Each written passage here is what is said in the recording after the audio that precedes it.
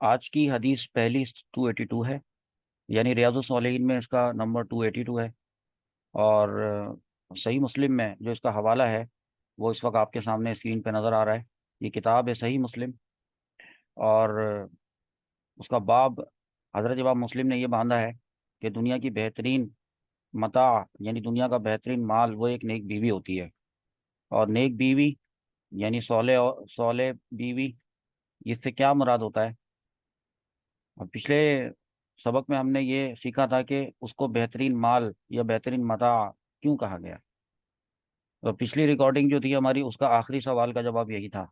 اور ابھی جو ہم شروع کر رہے ہیں اسی حدیث سے شروع کر رہے ہیں، لیکن اس میں ہمارا جو سوال ہم سے جو پوچھا گیا ہے کہ ایک نیک بیوی کی خصلت کیا ہوتی ہے، تو دیکھیں چھوٹا سا جواب ہے کہ نیک بیوی کی خصلت یہ ہے کہ جب شوہر اسے دیکھے تو وہ اپنے شوہر کو خوش کر دے، یعنی جب شوہر اپنی بیوی کو دیکھے تو اس کو دیکھنے سے خوشی حاصل ہو۔ تو اب وہ کیا باتیں ایسی ہو سکتی ہیں کہ شوہر اس سے خوش ہو؟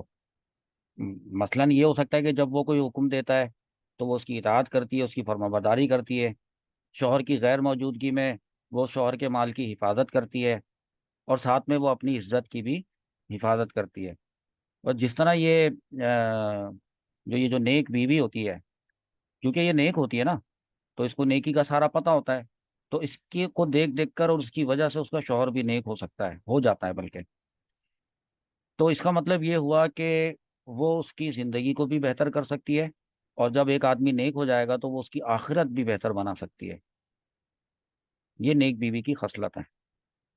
خصلت کا مطلب ہوتا ہے عادت، لیکن عادت جو ہے وہ کبھی ہوتی ہے کبھی نہیں ہوتی، عادت کبھی ختم بھی ہو سکتی ہے۔ خصلت جو ہے وہ ایک ایسی چیز ہے جو اس کی ذات کے ساتھ ہمیشہ متصف ہوتی ہے، یعنی وہ ایک مستقل عادت ہوتی ہے، اس کی نیچر ہوتی ہے، دیٹ مینس کہ نیچر۔ اب جو سوال پوچھا گیا ہے، اور وہ یہ ہے کہ اسلام میں مردوں کو عورتوں پر جو فضیلت دی گئی ہے وہ کن وجوہات کی بنا پر ہے؟ تو شروع سے لے کے اب تک کی جو احادیث ہیں، حدیث نمبر 275 سے لے کے ابھی حدیث نمبر 282 تک جو حدیث گزری ہیں، اس سے یہ جو تاثر پیدا ہوا کہ بہرحال اسلام میں مردوں کو فضیلت ہے عورتوں کے اوپر، تو اس سے کیا مراد ہے؟ خاص اس حدیث کا بھی یہ سوال نہیں، بلکہ شروع سے لے کے اب تک کی تمام احادیث میں یہ سوال پیدا ہوتا ہے۔ تو دیکھیے اصل میں مرد کو نا عورتوں پر کئی وجوہات کی بنا پر فضیلت حاصل ہے، کئی کئی وجوہات کی بنا پر۔ ان میں سے کچھ وجوہات اس طرح کی ہیں کہ جیسے کہ مرد جو ہے وہ علم میں اور عقل میں عورتوں سے زیادہ ہوتے ہیں۔ اس کا یہ مطلب نہیں کہ عورتوں کے پاس عقل کم ہوتی ہے یا عورتوں کے پاس علم کم ہوتا ہے۔ ظاہر سی بات ہے، بہت ساری عالمات بھی ہیں، جو عالمات ہوتی ہیں پھر ان کے شوہر تو عالم نہیں ہوتے، اور پھر بہت ساری ایسی عورتیں ہیں جو کسی سچویشن کے اوپر ایک ایسا عقل مندانہ اور دانش مندانہ فیصلہ کرتی ہیں کہ عقل دنگ رہ جاتی ہے۔ لیکن ایک عمومی قانون بھی ہوتا ہے، اور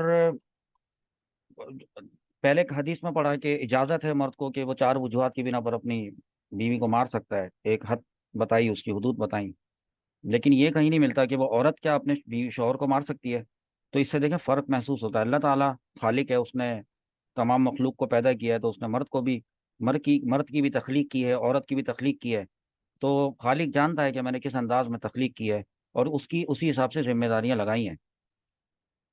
تو اس میں کوئی شک نہیں کہ مرد جو ہے وہ سخت سے سخت کام کرنے پر قدرت رکھتے ہیں، اور ان وجوہات کی بنا پر یہ جو ایک علم والی بات ہے اور قدرت رکھنے والی بات ہے، یعنی قابل ہونا، تو ان بنیاد پر وہ عقل میں، سمجھ میں، یا طاقت میں، یا کام کاج کرنے میں، یا ڈرائیو کرنے میں، ہے نا، یا لڑنے میں، یعنی لڑنے سے مراد قتال کرنے میں، پہلے زمانوں میں جو ہے وہ تلوار، آپ نے دیکھا ہوگا کہ پہلے کس طرح جہاد ہوتا تھا، ارطغرل میں یا عثمان میں آپ نے دیکھا ہوگا کہ تیر اندازی کیسے ہوا کرتی تھی۔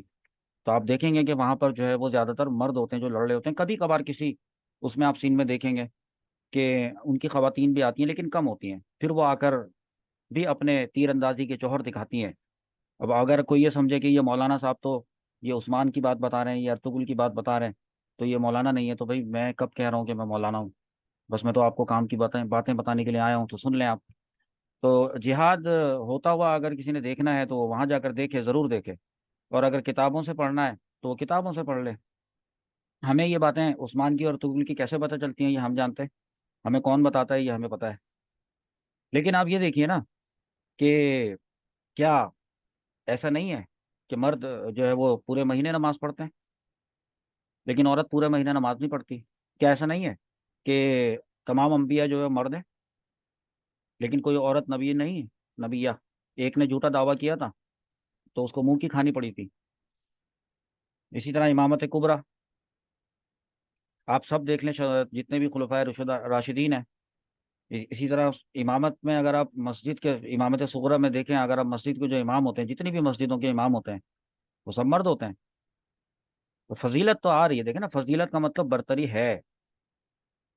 جیسے اللہ تعالیٰ نے قرآن پاک میں ارشاد فرمایا کہ الرجال قوامون علی النساء، وہاں قوامون کو بڑا مرد جو ہے نا بعض استعمال کرتے ہیں ورڈ کہ حاکم ہے نا؟ وہاں پہ حاکم نہیں، وہاں سے مراد یہ کہ مرد جو ہیں وہ عورتوں کے نگہبان ہیں۔ وہ مرد جو ہیں یعنی جو شوہر ہیں وہ اپنی بیویوں کے محافظ ہیں، محافظ، ان کا کام ہے ان کی حفاظت کرنا، ان کو پروٹیکشن پرووائڈ کرنا۔ جی، یہ نہیں ہے کہ ان کے اوپر حکومت کرنا۔ آپ یہ دیکھ لیں کہ جہاد میں دیکھ لیں، اذان، اذان کا آپ نے پورا نور الہدیٰ میں پورا چیپٹر پڑھا ہے کہ عورت کے اوپر مکروہ ہے کہ وہ اذان دے، نہیں ہوگی اس سے جماعت، امامت بھی نہیں کرے گی۔ خطبہ جمعہ کا مرد دے رہا ہوتا ہے۔ حدود اور قصاص کے اندر کی جو یہ جو گواہی ہوتی ہے، یہ اس کے اندر جو ہے وہ تو کبھی بھی کسی عورت کی گواہی قبول نہیں کی جاتی۔ اور کہیں پہ اگر عورت کی گواہی قبول کی جاتی ہے تو وہ ایک مرد، جہاں دو مردوں کی ضرورت ہوئی کہ دو مرد گواہی دیں گے، دو مرد، تو وہ دو مرد ہی ہوتے ہیں۔ کسی کسی جگہ کے معاملات کے اندر شریعت نے یہ اجازت دے دی ہے کہ اگر ایک مرد ہو اور اس کے ساتھ کوئی دوسرا مرد نہ ہو لیکن دو عورتیں ہوں تو وہ دو عورتیں ملا کر ایک مرد کے برابر کاؤنٹ ہوں گی۔ یہ اسلام نے دی ہے، ٹھیک ہے؟ اسلام نے عورت کے مزاج کے مطابق، اس کی تخلیق کے مطابق، اس کی کیمسٹری کے مطابق اس کو کچھ ذمہ داریاں دی ہیں، اور اسی طریقے سے مرد کے مزاج اور مرد کی تخلیق اور مرد کی جو کیمسٹری تخلیق کی اللہ تعالیٰ نے اس کے مطابق مردوں کو کچھ ذمہ داریاں دی ہیں۔ اور میں اگر یہ بتاؤں کہ میں 40 کلو کی پانی کی بوتل اٹھا لیتا ہوں تو کوئی مجھ سے عورت کہے کہ وہ تو میں بھی اٹھا لیتی ہوں، تو اس کا یہ مطلب نہیں ہے کہ مرد اور عورت برابر ہو گئے، ٹھیک ہے؟ اسپیسیفک کسی چیز کی بات نہیں ہو رہی، جنرل بات ہو رہی ہے۔ تو یہ تمام چیزیں جو ہے نا وہ مرد کی فضیلت پر دلالت کرتی ہیں۔ میں قرآن پاک کی ایک آیت آپ کو یہاں پہ دکھاتا ہوں، دیکھیں۔ مردوں کو جو عورتوں پر فضیلت دی گئی ہے اس سے بارے میں سورۃ النساء کی آیت نمبر 34 میں نے کھولی ہے۔ یہاں پہ دیکھیں، اللہ تعالیٰ نے ارشاد فرمایا ہے کہ الرجال قوامون علی النساء، تو رجال کا مطلب ہوتا ہے مرد، نساء کا مطلب عورت۔ یہاں پہ مرد سے مراد شوہر، عورت سے مراد بیوی۔ جو مرد ہیں وہ قوامون ہیں اپنی بیویوں کے اوپر۔ قوامون سے کیا مراد ہے؟ یہاں پہ مراد جو ہے وہ ہے تو حاکم، لیکن وہ والا حاکم نہیں۔ حاکم سے مراد جس کی حفاظت میں کسی کو دے دیا گیا ہو، حاکم سے وہ مراد ہے۔ حفاظت میں، حفاظت میں جب کسی کو دیا جاتا ہے تو وہ شخص کیا بن جاتا ہے؟ محافظ۔ اب یہاں پہ انہوں نے ترجمہ کیا ہے محافظ اور منتظم، مینیجر، مینیجر، پروٹیکٹر، تو وہ ہیں وہ۔ تو ظاہر سی بات ہے جو بڑا ہوتا ہے، جو حفاظت کرنا جانتا ہے، اس میں حفاظت کرنے کی صلاحیت ہوتی ہے، اسی کو حفاظت کی ذمہ داری بھی دی جاتی ہے۔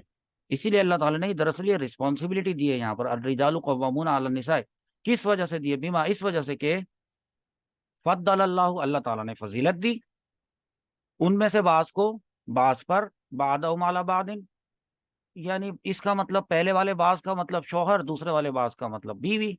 اللہ تعالیٰ نے شوہر کو بیوی پر فضیلت دی، اس وجہ سے وہ، فضیلت دینے کی وجہ سے وہ قوامون ہیں یعنی کہ محافظ ہیں۔ اور اس وجہ سے بھی کہ انفقو، انفقو کا مطلب ہے کہ وہ خرچ کرتے ہیں، شوہر خرچ کرتے ہیں۔ کیا خرچ کرتے ہیں؟ من اموالہم، وہ اپنے مال خرچ کرتے ہیں۔ جی، تو اب یہ وجوہات بیان کی گئی ہیں۔ پھر آگے چلیں، یہ آیت سامنے آ گئی ہے تو اس کا حق ہے کہ اس کو پورا پڑھ لیا جائے۔ فالصالحات، صالح کہتے ہیں نیک کو، صالحات نیک کی جمع اور مؤنث کا صیغہ ہے، تو لہٰذا یہ جو صالحات ہیں یہ نیک بیویاں ہیں۔ یہ نیک بیویاں، اللہ تعالیٰ نے فرمایا کہ تو پھر نیک جو بیویاں ہوتی ہیں نا وہ ہوتی ہیں قانتات. قانتات کا مطلب فرما بردار، اوبیڈینٹ. وہ اوبیڈینٹ ہوتی ہیں، بات ماننے والی ہوتی ہیں، اطاعت کرنے والی ہوتی ہیں. یہاں کہیں آئے گا نا اطاعت کا ورڈ، مال خرچ کرتے ہیں، اطاعت شعار. اطاعت شعار. یہ آ گیا دیکھیں. اطاعت شیار یعنی وہ اوبیڈینٹ ہوتی ہیں. اور وہ ساتھ میں اور بھی کیا ہوتی ہیں، مبتدا کی اور بھی خبریں آ رہی ہیں دیکھیں. حافظاتن، وہ حافظات یعنی حفاظت کرنے والی ہوتی ہیں. کس چیز کی؟ للغیبی، لام کا مطلب ہے کی، اور غیب کا مطلب غیب، یعنی وہ غیب کی حفاظت کرنے والی ہوتی ہیں. اب آپ بولیں گے بھئی غیب کی حفاظت کرنے والی ہوتی ہیں تو غیب کا علم تو صرف اللہ تعالیٰ کو ہے. نہیں نہیں، یہ وہ والا غیب نہیں ہے. لفظوں لفظوں سے نہیں ہوتا. بات دراصل یہ ہوتی ہے اس کا مطلب دیکھنا پڑتا ہے کہ یہ قرآن پاک میں یہ لفظ جو ہے وہ کن معنی کے اندر آیا ہے. ٹھیک ہے. غیب کا مطلب یہاں پہ چھپی ہوئی چیز ہے، تو عورت جو ہے وہ اپنی چھپی ہوئی چیز کی حفاظت کرنے والی ہوتی ہے. لیکن کون سی عورت؟ صالحات. یہاں ہے کہیں اس کا مطلب؟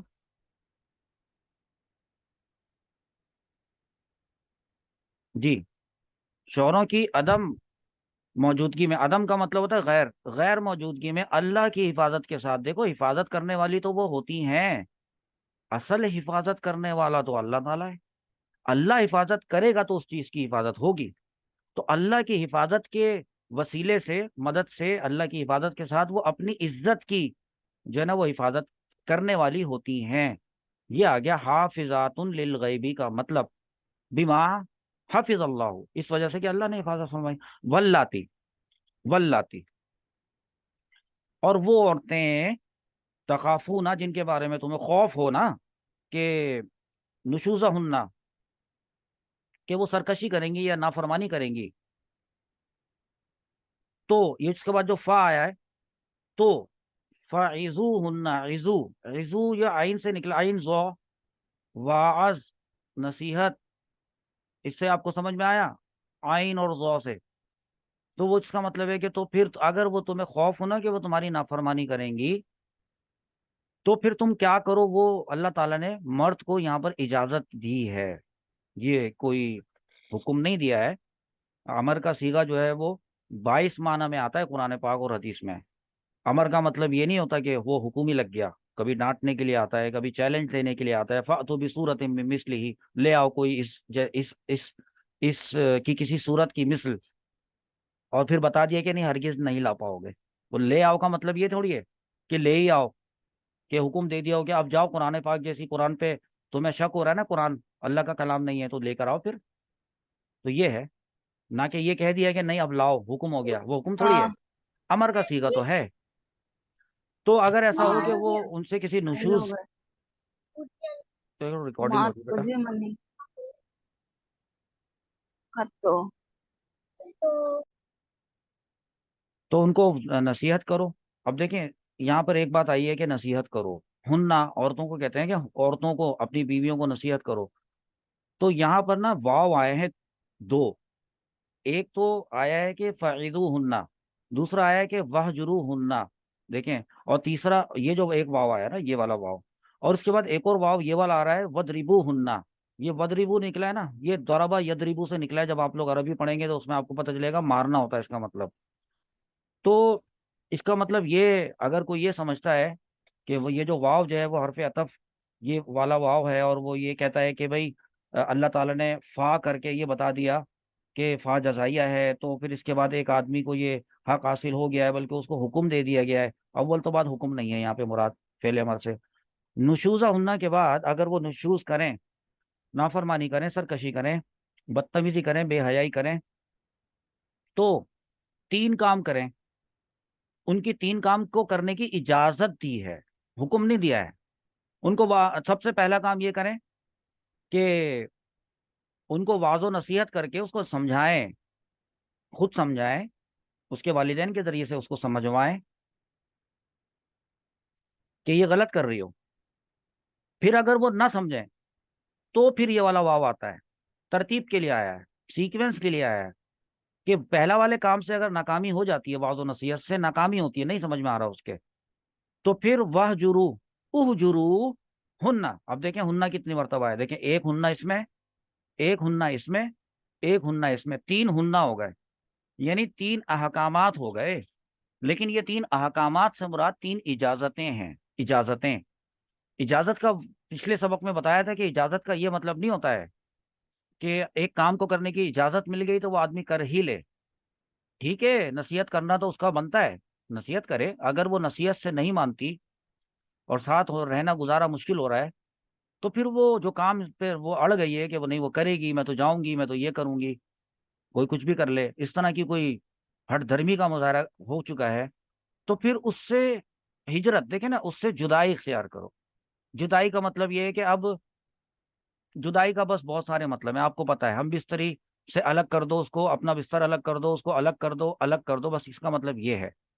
فی المداجع، یہ بستر کو کہتے ہیں، یہ الگ کر دو تاکہ اس کو تھوڑا سبق ملے، لیکن یہ حکم نہیں دیا ہے۔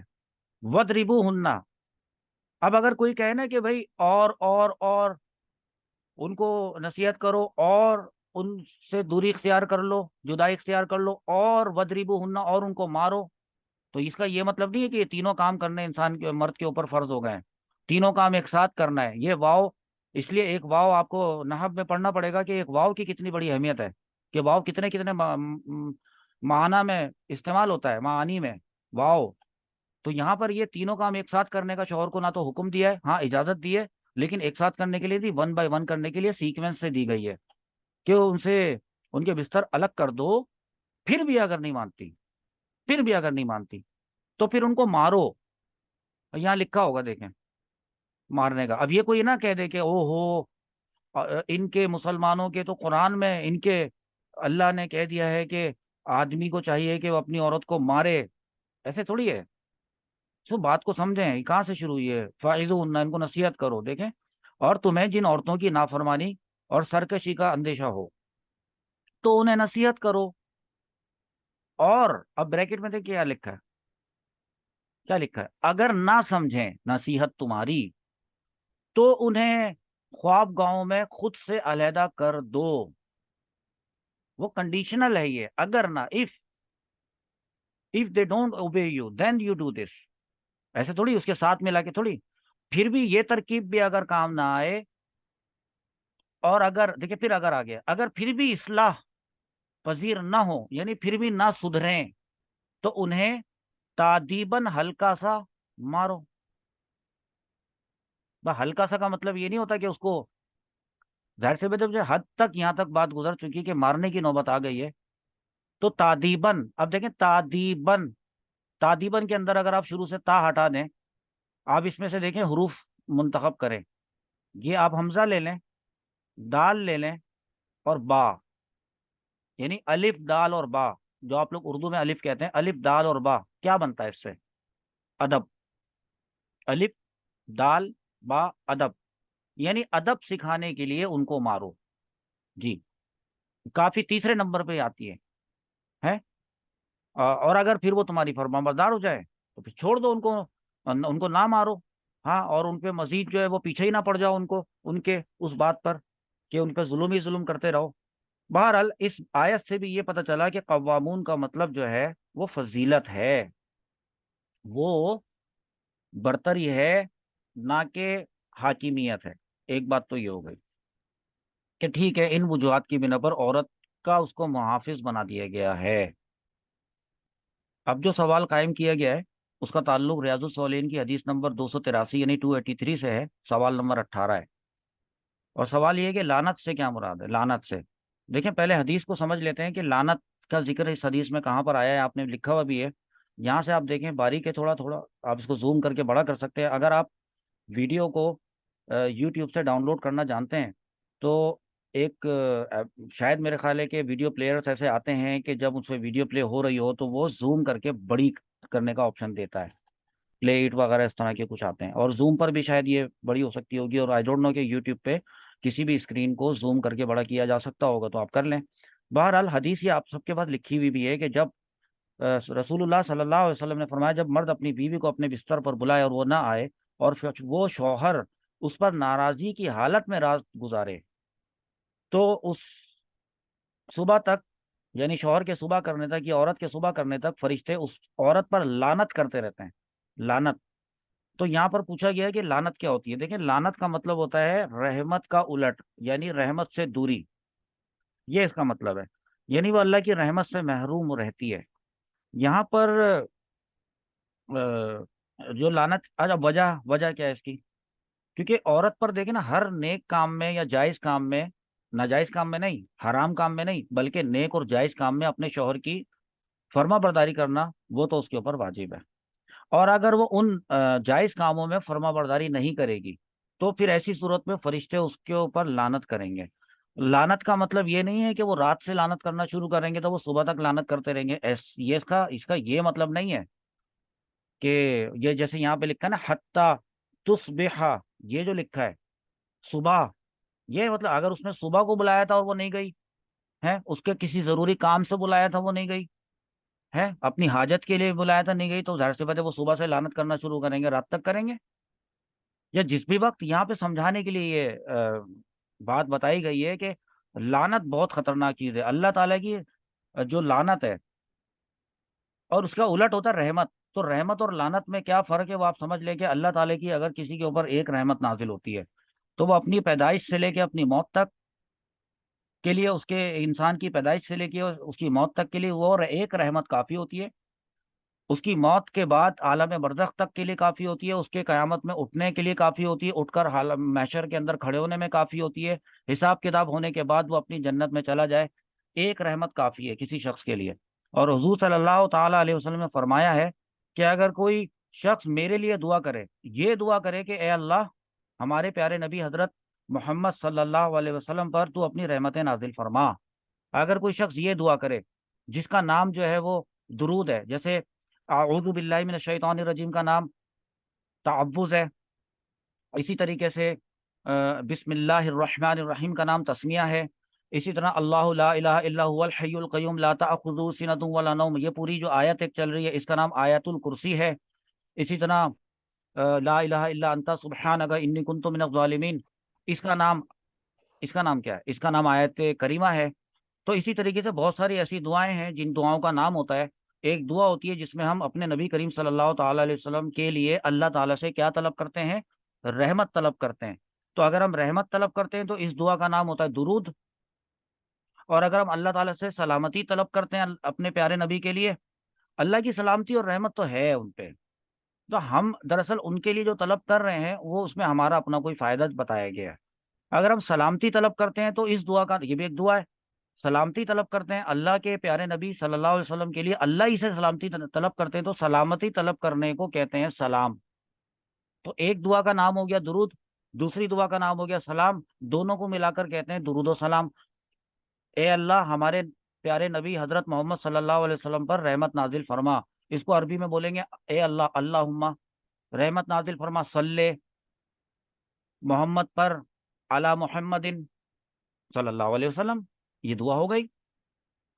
یا اللہم سلم ربی سلم، سلامتی نازل فرما، یہ سلام ہو گیا. تو بس یہ ہو گیا دونوں کو ملا کے درود و سلام. تو اس پہ اللہ تعالیٰ کے رسول صلی اللہ علیہ وسلم فرمایا کہ اگر تم ایک مرتبہ میرے لیے یہ والی دعا مانگو گے تو اللہ تعالیٰ تم پر 10 رحمت نازل فرمائے گا. ابھی ایک رحمت ہی کافی ہے ہر چیز کے لیے انسان کے، اور جب اللہ تعالیٰ 10 رحمت نازل فرمائے گا تو دیکھیں اللہ کی رحمت. اور رحمت کتنی امپورٹنٹ چیز ہے تو پھر لعنت کتنی خراب چیز ہوگی، یہ اس کے اندر بتایا گیا کہ لعنت سے کیا مراد ہے. میں امید ہے آپ لوگ سمجھ گئے ہوں گے لعنت جو ہے وہ اس سے بچنا چاہیے.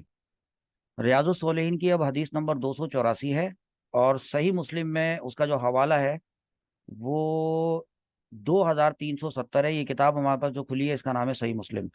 ٹھیک ہے، امام مسلم اس کو زکوٰۃ کے احکام اور مسائل میں لے کر آئے ہیں، ہمیں اس سے ابھی فی الحال مطلب نہیں ہے.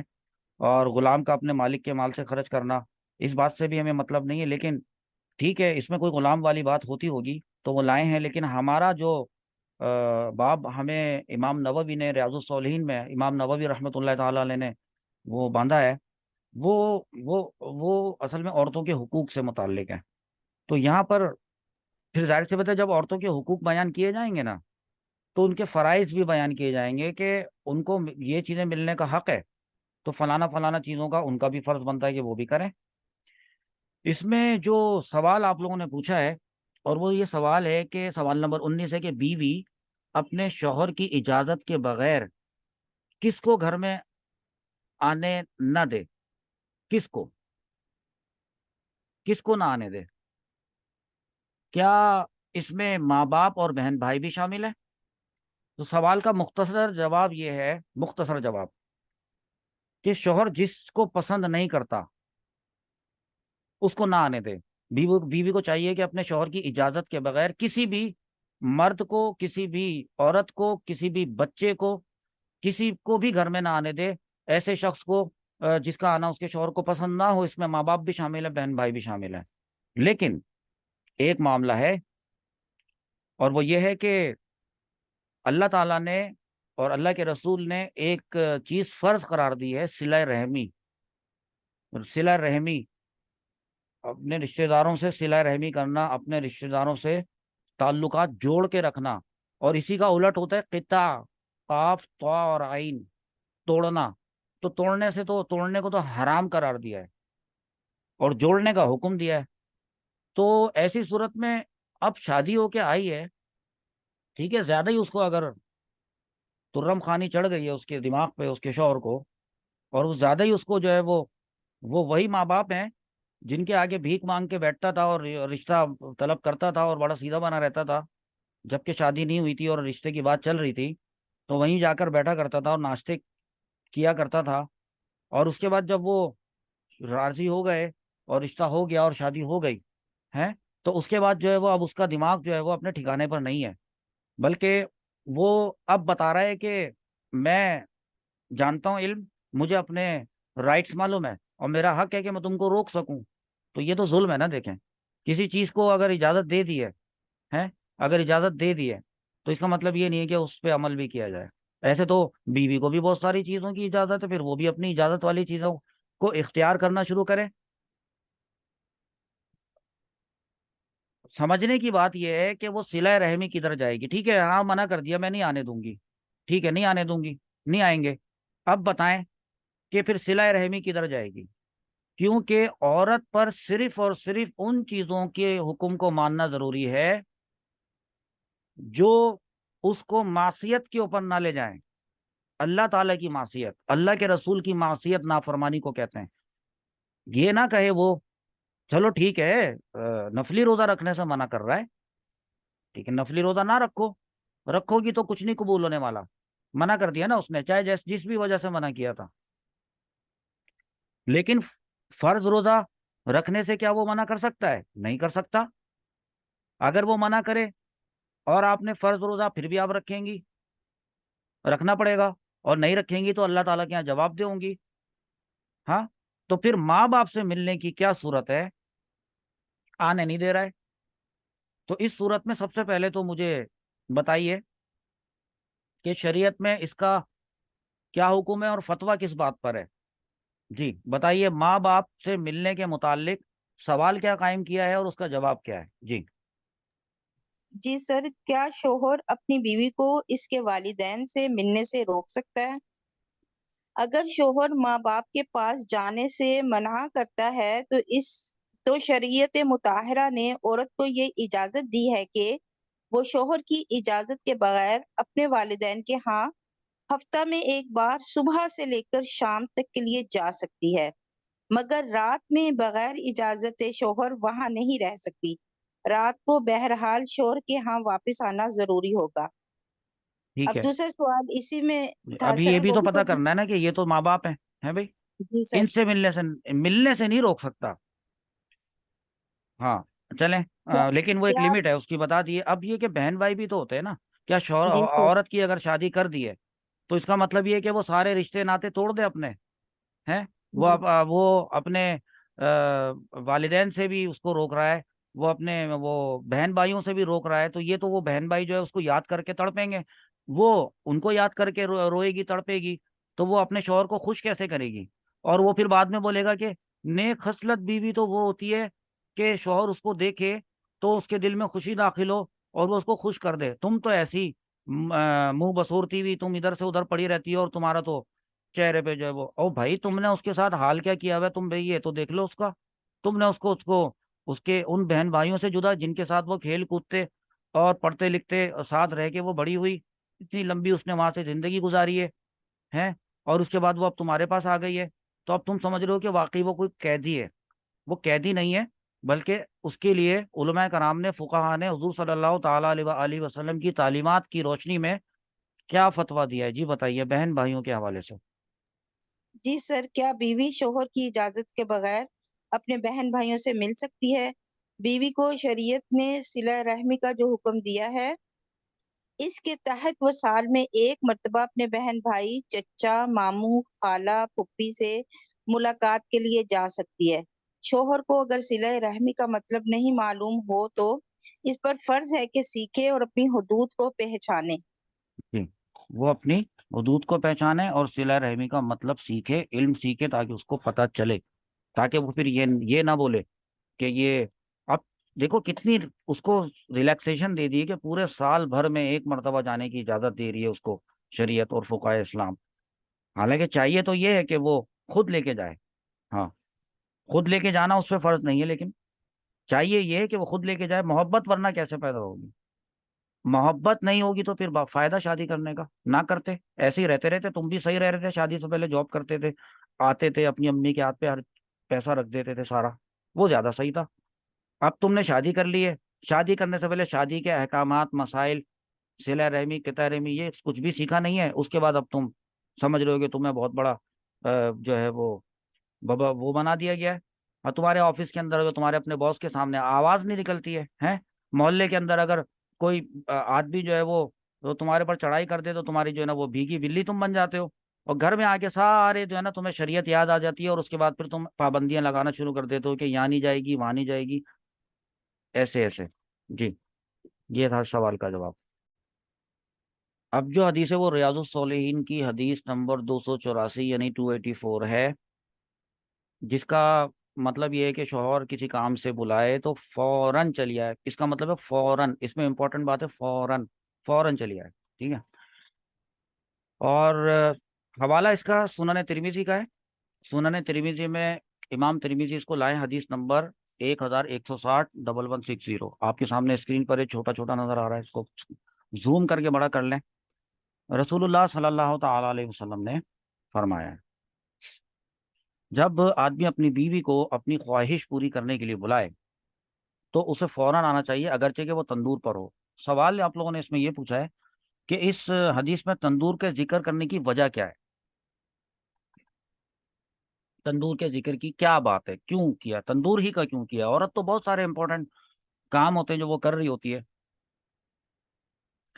تو دیکھیں، پچھلی جو حدیث تھی اسی ٹاپک سے ریلیٹڈ تھی کہ عورت کو شوہر کی حاجت پوری کرنے کے لیے، اس کی ضرورت پوری کرنے کے لیے آ جانا چاہیے۔ اس کی ترغیب دلائی گئی تھی کہ جب اس کا شوہر اسے آواز دے تو بلا تاخیر یعنی فوراً اس کے پاس جائے، دیر نہ کرے، چاہے وہ تندور پر روٹی ہی کیوں نہ بنا رہی ہو۔ تندور کہتے ہیں ہم لوگ تو اس کو۔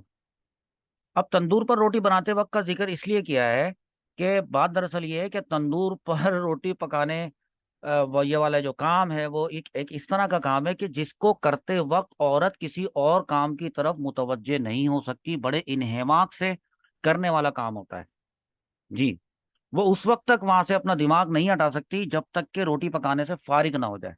جی، تو اچھا، ویسے ہمارے یہاں تو اب یہ اوون وغیرہ، چولہے وغیرہ ہوتے ہیں، لیکن ابھی اس کے علاوہ جو ہے ہمارے گاؤں میں اور دیگر علاقوں میں گھروں میں تندور ہوتے ہیں، اور عورتیں جو ہے وہ کس قدر مشکل یہ کام ہے وہ کرتی ہوتی ہیں۔ اور اگر وہ مثال کے طور پہ آواز دے کے چیخ رہا ہے، وہاں سے بلا رہا ہے، اگر وہ روٹیاں چھوڑ کے چلی جاتی ہے، کیونکہ اس کو تو یہ حکم دے دیا حدیث کے اندر کہ اگرچہ کہ وہ تندور پہ ہی بیٹھی کیوں نہ ہو، آواز دے، بلائے، چلی جائے فوراً، تو ظاہر سی بات ہے پھر وہ جو روٹیاں اس نے اندر ڈالی ہوں گی، چپکائی ہوں گی اس کی اطراف میں، دیواروں پہ، وہ جل جائیں گی۔ تو وہ روٹیاں کس کی ہیں؟ کون ہے اس کا مالک؟ وہ روٹیاں اسی آدمی کی ہیں، اسی شوہر کی ہیں، اور اس کو یہ بات پتا بھی ہے کہ وہ تندور پہ اس طرح والا کام کر رہی ہے۔ تو ایسی صورت میں نقصان تو ہوگا اس شوہر کا، تو لہذا وہ چلی جائے۔ اگر کسی بھی ضروری کام میں مشغول ہے اور مال کے ضائع ہونے کا بھی اندیشہ ہے تو تب بھی شوہر بلائے تو چلی جائے۔ روٹیاں جیسے لگائی ہوئی ہوں، اسے شوہر آواز دے تو بس وہ کسی نے پوچھا کہ بھائی اسی کسی کام سے بلایا، حاجت سے بلایا، تو حاجت کا کیا مطلب ہے؟ تو حاجت سے مراد جو ہے وہ صحبت ہے۔ ہاں، نقصان جو ہوا روٹیوں کا کہ وہ گئی، اس کے بعد اس نے اس کی بات سنی، وہ جو کام کہہ رہا تھا وہ کام کیا، اتنی دیر میں تو خاک ہو گئی، روٹیاں راکھ ہو گئی، تو اس کو پتا تھا، وہ آئی اور اس کے بعد اس نے دوسری روٹیاں پکا لی۔ لیکن بعض مرتبہ ایسا ہوتا ہے، دیکھو بیٹا، کہ کوئی کام عورت گھر میں ایسا بھی کر رہی ہوتی ہے کہ جو دوسروں کا دیا ہوا ہوتا ہے، شوہر کی طرف سے اجازت ہوتی ہے کہ تم یہ کام کر سکتی ہو۔ جیسے کسی علاقے میں ایک گھر میں تندور ہے، اور لوگوں کے یہاں سے سسٹم ختم ہو چکا ہے، اور وہ کہہ دیتے ہیں کہ بھئی آج مہمان آ رہے ہیں، 25 روٹیاں بنا کے رکھنا ہمارے لیے، بنا دیں گے، کتنے پیسوں، اتنے پیسے، بات طے ہو گئی۔ اب وہ کسی اور کے، وہ شوہر کی اجازت بھی ہے، تو اب وہ کر رہی ہے، 150 روٹیاں اس نے پکانی ہے، بنا رہی ہے۔ ایسے میں اگر شوہر اس کو آواز دے گا، اب نہیں جائے گی، حالانکہ تندور پہ ہی بیٹھی ہے، اور حدیث میں تندور ہی کا ذکر ہے، لیکن ایسے میں نہیں جائے گی، کیونکہ اب چھوڑ کر اگر جاتی ہے تو وہ جس کا نقصان ہوگا وہ دوسرے کا نقصان ہوگا، مال ضائع ہوگا، تو تاوان دینا پڑے گا، جی، اس کا تاوان دینا پڑے گا۔ تو یہ احادیث کو پورا سمجھنا یہ بہت زیادہ ضروری ہوتا ہے۔ یہ تندور کا ذکر کیوں کیا گیا تھا اس حدیث میں، یہ بات سمجھا دی گئی ہے۔ ایک سوال یہ بھی پوچھا گیا تھا کہ بعض مرتبہ جو ہیں وہ شوہر تو ٹھیک ہوتا ہے، یا اگر ٹھیک نہیں بھی ہوتا، ہوتا ہے یا نہیں ہوتا، وہ جو سسر ہوتا ہے گھر کے اندر، یا جو جیٹ ہوتا ہے، یا اور گھر کا کوئی دوسرا مرد ہوتا ہے، چلے سسر کا ہی نام لے لیتے ہیں، وہ بڑا ہی کوئی ظالم ہوتا ہے، اور وہ چونکہ اس کا بیٹا جو ہے وہ اگر اپنے باپ سے کم کمانے والا ہو، سارا جو ہے وہ کام، سارا کاروبار، ساری جاب اگر وہ سسر کرتا ہو، ہے ایسی صورت میں پھر بیٹا جو ہے وہ انڈر پریشر ہوتا ہے، تو وہ جائز بات پر بھی اپنی بیوی کی سائڈ نہیں لیتا، جائز جہاں پہ لینی چاہیے وہ چپ رہتا ہے۔ یہ چپ رہنا بےغیرتی ہے، کہ جب اس کی بیوی کو ذلیل کیا جا رہا ہو، تو ہمیں بلایا گیا ایک مرتبہ ایک کیس کے سلسلے میں، ظاہر سی بات ہے ہماری بات مانتے بھی تھے، ہمیں بڑا بھی سمجھتے تھے، تو ہم گئے، اور نہیں سمجھتے ہوتے ہیں تو ہم بھی لفٹ نہیں کراتے ہیں۔ تو دیکھیے پتہ ہے بات کیا ہے، وہاں پہ یہ ہوا کہ ہمیں یہ پتا چلا کہ سسر نے اپنی بہو کو مارا ہے۔ دیکھو شوہر نے اگر مارا ہوتا نا، تو پھر ہم شوہر سے پوچھ لیتے کہ بھائی تمہیں کس بات نے ابھارا اس بات پہ کہ تم نے اس کو مارا، لیکن تمہارے باپ نے کیوں مارا؟ یہ کون سا طریقہ ہے؟ پھر جا کر ہم نے جو کیا، وہ تو خیر یہاں سوشل میڈیا پہ بتانے والا نہیں، لیکن آدمی ٹھیک نہیں ہوا، وہ ہم کافی عرصے تک دیکھتے گئے، 10-15 سال کے بعد ہمیں کہیں سے جو ہے وہ خبر ملی کہ بھائی وہ ایسا ہے کہ وہ فلانا صاحب کا انتقال ہو گیا ہے۔ آپ یقین مانیے، اچھا میرا دل نہیں تھا بالکل بھی جانے کا، میں انتقال پہ بھی نہیں جاتا ہوں، میری مصروفیات کی وجہ سے، کچھ طبیعت بھی میری ایسی ہے، اور میں ہاسپٹل بھی نہیں جاتا ہوں۔ میں نے بتایا ہوا میرے سارے جاننے والے کہ اگر کبھی ایسا ہو کہ میری کوئی ضرورت ہو اور مجھے کوئی ٹاسک دے دیا جائے، مجھے کوئی جاب دے دیا جائے، مجھے کوئی کام دے دیا جائے، پھر میں جاتا ہوں، اور اس کو میں بڑے ہی محنت سے کرتا ہوں۔ ٹھہرنا ہے رات میں ہاسپٹل میں، ڈاکٹر سے بات کرنی ہے، تو تب کچھ اس طرح کی سیکیورٹی پرابلمس بھی ہیں، ایشوز بھی ہیں اس طرح۔ تو وہ جو آدمی تھا جس نے اپنی بہو کو مارا تھا، تو اس کا شوہر جو ہے وہ خاموش تھا، تو وہ پھر بات ہو گئی، پھر ہم نے سمجھا دیا، اور ہم سمجھے کہ وہ سمجھ جائے گا، وہ جس انداز میں ہم نے سمجھایا تھا۔ تو بہرحال ہوا یہ کہ کچھ عرصے گزرنے کے بعد پتہ چلا کہ نہیں، وہ ٹھیک نہیں ہو، ویسے کا ویسے ہی ہے۔ اب اس عورت نے دیکھو کتنی مشکل زندگی گزاری وہاں پہ اپنے اپنے گھر میں ہے۔ ہوا یہ کہ ہمیں کہیں سے 10-15 سال کے بعد ہمیں پتہ چلا کہ کہیں سے ہمیں کال آئی، اور کہا کہ بھائی فلانا صاحب کا انتقال ہو گیا ہے، تو آپ ضرور وہاں چلے جائیں۔ تو ہم ہی کیوں ضرور چلے جائیں بھائی؟ سارے کام مولانا کریں، تم لوگوں کے سارے پیدائش پہ بھی ہم ہی جائیں، تمہارے موت پہ بھی ہم جائیں، ہیں؟ مولانا کو تم نے جو ہے نا، وہ علماء کو جو تو تم نے اپنا نوکر سمجھ رکھا ہے، اور نہ جائیں تو پھر تم برا مانو کہ وہ آئے نہیں تھے ہمارے انتقال پہ۔ خود تو کوئی نیک کام کرنا نہیں ہے، اور نیک کام کرنے والوں کے راہ میں روڑے بھی اٹکانے ہیں، پڑھانے والوں کو پڑھانے سے روکنا بھی ہے، علم سکھانے والوں کو علم سکھانے سے روکنا بھی ہے، ہیں؟ اور جب پھر کوئی مصیبت آ جائے تو پھر رو رو کے گڑ گڑا کے معافی بھی مانگنی ہے۔ تو بھائی ایسے نہیں ہوتا، یہ زندگی گزارنے کا طریقہ نہیں ہے۔ سیدھے ہو جائیں، سارے سارے لوگ جو میری بات سن رہے ہیں نا، وہ انسان کے بچے بن جائیں، جی۔ ہم گئے جب ان کے انتقال پہ، چلو ہمیں مجبور کر دیا گیا، ہم چلے گئے، تو میں نے دیکھا کہ وہ ایک ایسا خاندان تھا کہ جن کے ہاں جو ہے نا وہ ایصال ثواب کا کوئی کانسیپٹ نہیں تھا. وہ یہ ان کا یہ نقطہ نظر ہوا کرتا تھا، وہ اس ایسے فرقے سے تعلق رکھتے تھے کہ جن کے یہاں یہ کانسیپٹ تھا کہ بندہ جب مر کے چلا جاتا ہے تو بس وہ ختم، مر گیا، مردود، اور بس چلا گیا. تو ہم جب وہاں گئے تو شامیانہ لگا ہوا تھا، وہ ٹینٹ لگا ہوا تھا. تو پتہ چلا کہ نہیں، وہ اصل میں ان کا انتقال جو ہے نا، میں نے کہا میت کدھر ہے؟ انہوں نے کہا وہ انتقال جو ہے نا ان کا ہوا ہے وہاں پر ہاسپٹل میں.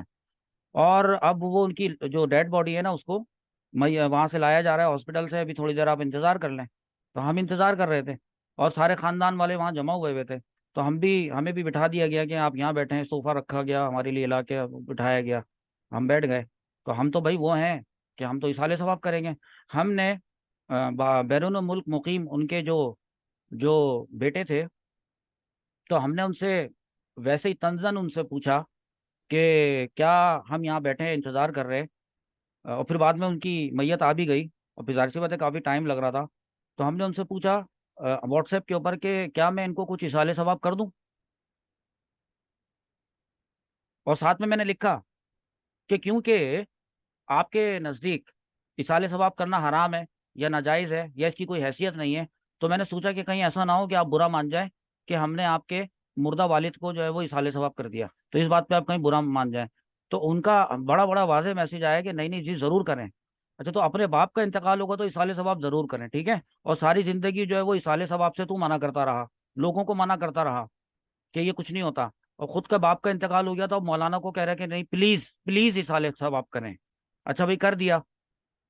لیکن یہ وہی آدمی تھا جس نے اپنی بہو کو مارا تھا، جس زمانے میں ہم گئے تھے ان کو سمجھانے کے لیے. جی. تو میں نے یہ دیکھا کہ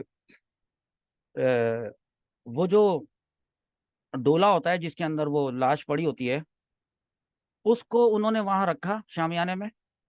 ایک بندہ بھی ان کا خاندان کا وہاں پہ، کرسیاں بھی سجائی ہوئی تھیں اور ایک بندہ بھی وہاں پر موجود نہیں تھا. ہم بیٹھے ہوئے تھے، میں تھا اور میرے ایک دو رشتہ دار تھے، ایک دو سیکورٹی گارڈز تھے، بس ہم بیٹھے ہوئے بے وقوفوں کی طرح. لیکن خیر ہم نے تو خیر اصالے ثواب کیا. تو میں نے دیکھا کہ ان کی آنکھیں پھٹی پھٹی سی کھلی ہوئی تھی مردے کی. اور مجھے تو شکل بھی نہیں پہچانی گئی، میں 15 سال پہلے دیکھا تھا، مجھے شکل نہیں پہچانی گئی. میں نے کہا یہ وہی آدمی ہے، اتنا سوکھ کر کانٹا ہو گیا ہے، اتنا دبلا پتلا ہو گیا ہے، ختم ہو گیا بالکل. اور آنکھیں اس کی کھلی ہیں اور گردن اس کی بالکل ٹیڑھی ہوئی ہوئی تھی.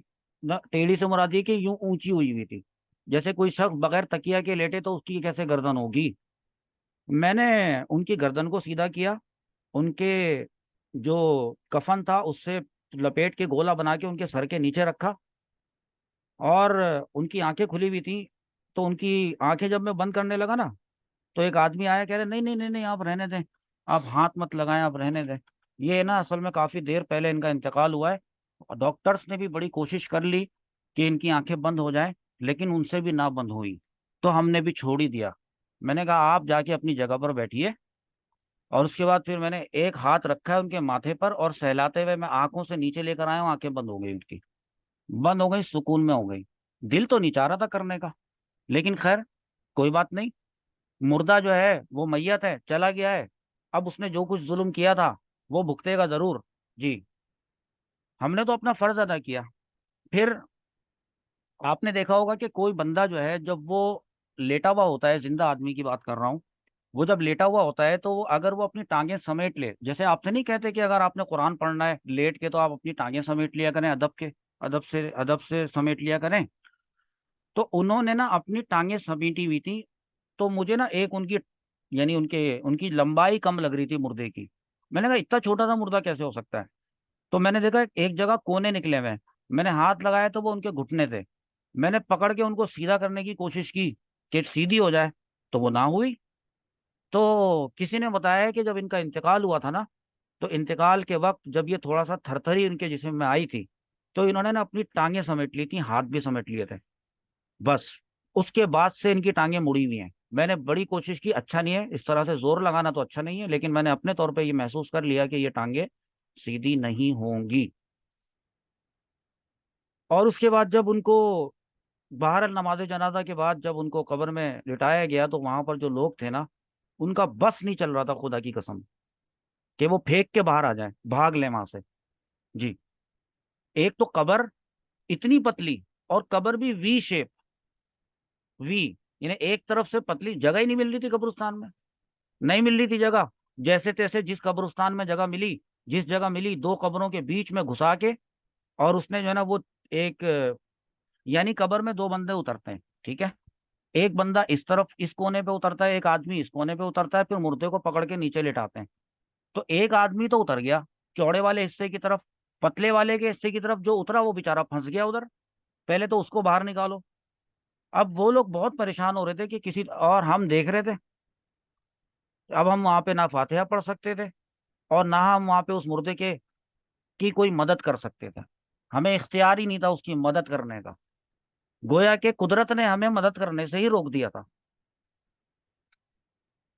تو جب اس کو وہ ایک نا لٹانے کا، اچھا ہلکا پھلکا وہ بندہ تو تھا ہی تھا، جب اس کو خیر ایک آدمی اندر اترا ہوا تھا، ایک آدمی نہیں اترا ہوا تھا، تو ہم دور سے دیکھ رہے ہیں کہ انہوں نے، کسی نے بولا کہ بھئی وہ ایسا کرو کہ بیچ میں نا ایک چادر ڈالو، ایک بندہ قبر کے اس طرف سے چادر پکڑے، ایک بندہ قبر کے اس طرف سے چادر پکڑے، اور آہستہ آہستہ کر کے ان کو نیچے اتار لو، ہے بھئی ایسے کر کے اتار لو. اب ہم دور سے دیکھ رہے ہیں بھائی ایسا کرنا اچھی بات ہوتی ہے، ایسا ہی کیا جاتا ہے، لیکن ہوا کیا، وہ اچھی خاصی ٹھیک چادر تھی، وہ جب انہوں نے اس طرح سے ڈنڈا ڈولی کی اور وہ اس کے اوپر کر کے اب وہ نیچے کرنے لگے، ایک بندے کے ہاتھ سے چادر چھوٹی اور وہ بندہ مردہ جو ہے وہ ٹیڑھا ہو کے گویا کہ منہ کے بل جا کے قبر میں گرا دھڑام کر کے. یعنی اس طرف بھی مضبوط آدمی کھڑا تھا، چادر بھی مضبوط تھی، اور اس طرف بھی مضبوط آدمی کھڑا تھا، چادر بھی مضبوط تھی، نہ جانے کیا مسئلہ ایسا ہو گیا، کیسے چھوٹ گیا، پھسل گئی، کیا ہو گئی. اب بڑا پریشانی ہوئی، پھر کسی نے کہا سیدھا کرو سیدھا کرو، ایک شور و غل اٹھ گیا. ہم وہاں سے بھائی چلے آئے کیونکہ ہمارا دل گھبرا رہا تھا، ہم وہاں سے چلے آئے. ہم نے کہا بھائی بات یہ ہے کہ ہم پہ بھی کوئی اللہ کا عذاب نازل نہ ہو جائے. ہم نے اپنی آنکھوں سے جو دیکھا ہے، جو بس بھر کے وہاں گئی تھی نا رشتہ داروں کی، آدھے سے زیادہ بس والے بس میں ہی بیٹھے ہوئے تھے اس پورے عمل کے دوران، کچھ بس کے باہر قبرستان کے باہر کھڑے ہوئے تھے، اور 8-10 افراد 6-7 وہ اندر تھے، وہ یہ کام کرنے کے لیے، ان کا بس نہیں چل رہا تھا کہ وہ بھاگے وہاں سے. اللہ تعالیٰ ایسی موت سے محفوظ فرمائے، اللہ تعالیٰ ہم لوگوں کو ہمارا خاتمہ ایمان پہ فرمائے. اگر ہم میں سے کوئی شخص غلط فہمی کی بنیاد پر اس کی اس طرف توجہ نہیں ہے کہ وہ کسی پہ ظلم کر رہا ہے، کسی پہ ظلم کا سبب بن رہا ہے، اور اس کو اس بات کا احساس نہیں ہے، کہیں کوئی ساس ہے تو کہیں کوئی بہو ہے، کہیں کوئی سسر ہے، کہیں کوئی شوہر ہے، کہیں کہیں بیویاں بھی بہت زیادہ خطرناک ہوتی ہیں. اگر وہ اپنے آپ کو ایک دفعہ شروع سے لے کے ریوائز کریں، پوری زندگی کو دہرائیں کہ میں نے کیا کیا کیا، اور اس کے بعد پھر اگر لگے کہ یہ غلط کیا تو توبہ کریں، اگر حقوق العباد تلف کیے کسی کے تو اس سے معافی مانگیں. معافی مانگنے کے بعد اب پھر اس سے بعد پھر آگے اچھی زندگی کا ایک نئی زندگی شروع کیجئے. نئی زندگی شروع کرنے کے لیے آپ کو شریعت کا علم ہونا چاہیے تاکہ آپ شریعت کے مطابق نئی زندگی شروع کریں، ظلم نہ کریں، اور ظلم سہیں بھی نہیں. ایک حد ہوتی ہے ظلم سہنے کی بھی، کیونکہ جب آپ ظلم سہ رہے ہوتے ہیں تو دراصل آپ ظالم کو مضبوط کر رہے ہوتے ہیں، ظالم کو اور شے دے رہے ہوتے ہیں، ظالم کو اور طاقتور بنا رہے ہوتے ہیں. تو وہ آپ پہ بھی ظلم کرے گا تو وہ پھر دوسروں پر بھی ظلم کرے گا، تو اس کا ظلم جو ہے وہ بڑھتا رہے گا، اور آپ خود ظلم سہ کر دراصل خود مظلوم بن کر دراصل آپ بھی ظلم میں ہی شریک ہو گئے. جی، اگر آپ کو اختیار تھا، آپ کو معلومات تھیں، اپنے رائٹس کا پتہ تھا، تو آپ اپنے رائٹس کو پہچانیں. سب لوگ، مرد اور عورت، سب کو میں کہہ رہا ہوں اپنے رائٹس کو پہچانیں. اللہ تعالیٰ سے دعا ہے کہ اللہ تعالیٰ ہم سب کو ظالموں کے ظلم سے محفوظ فرمائے، ہر قسم کے حاسد کے حسد سے ہمیں محفوظ فرمائے. اللہ رب العزت ہمیں ہر قسم کے شر پھیلانے والے شریر کے شر سے اپنی پناہ میں رکھے، ہمیں بھی ہمارے گھر والوں کو بھی اپنی پناہ میں رکھے. سبحانک اللہم و بحمدک، لا الہ الا انت، استغفرک و اتوب الیک. ملتے ہیں اگلی کلاس میں ایک بریک کے بعد. السلام علیکم ورحمۃ اللہ وبرکاتہ. وعلیکم السلام ورحمۃ